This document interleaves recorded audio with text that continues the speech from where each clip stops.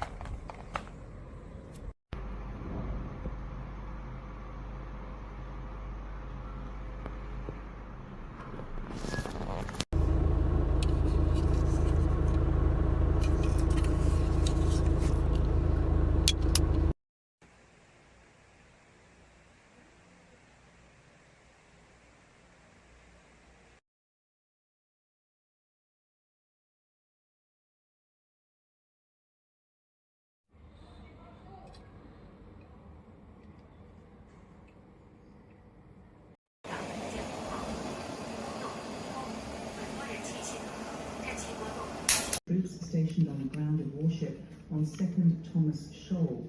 Numerous Chinese